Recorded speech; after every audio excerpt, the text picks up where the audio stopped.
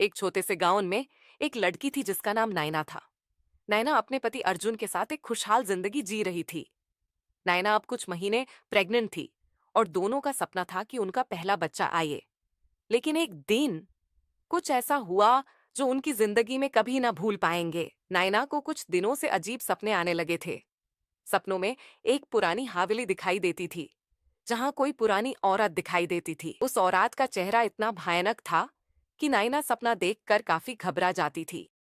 एक रात नैना अपने घर के बारे में सोच रही थी। अचानक उसे अपने पेट में एक अजीब सा दर्द महसूस हुआ। दर्द बहुत तेजी से बढ़ रहा था। उसने अर्जुन को जगाया, लेकिन अर्जुन ने सोचा कि शायद वह थोड़ी घबरा रही है, इसलिए वह कुछ देर तक नींद में ही रहा। लेकिन जब दर्द बहुत बढ़ गया तब अर्जुन ने नैना को अस्पताल ले जाने का सोचा। रात के अंधेरे में गांव के रास्ते काफी सुनसान थे। नैना के दिल में कुछ गलत होने का एहसास हो रहा था। अचानक उन्होंने देखा कि एक पुरानी हवेली के सामने उनकी गाड़ी रुक गई थी।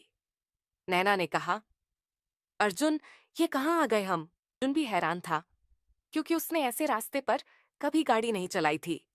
जब अर्जुन ने हवेली के अंदर देखा तो उसके चेहरे का रंग उड़ गया। वहां एक पुरानी औरत खड़ी थी जो नैना की तरफ देख रही थी। उस औरत का चेहरा बहुत ही भयानक और परेशान कर देने वाला था।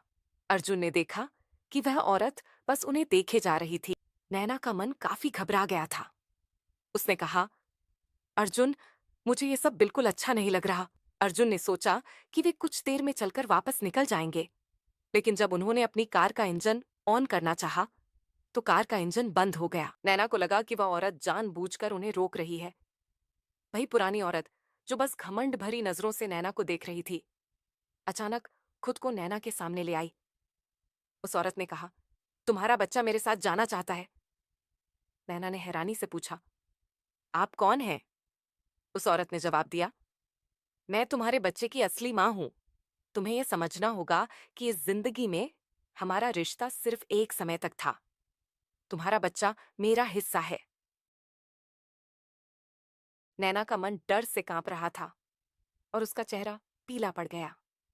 वह समझ गई कि कुछ बहुत ही गलत हो रहा है।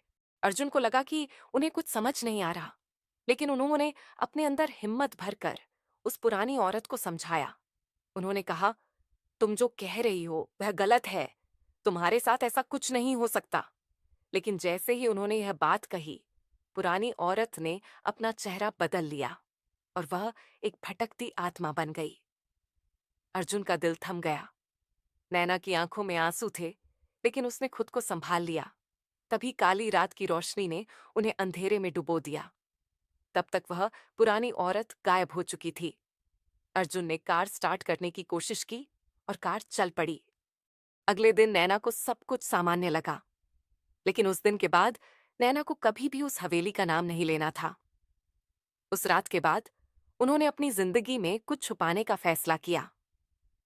अर्जुन और नैना की जिंदगी में फिर कभी कुछ अजीब नहीं हुआ, लेकिन उन्होंने कभी उस बूढ़ी औरत और उसके रहस्य को नहीं भुला पाया।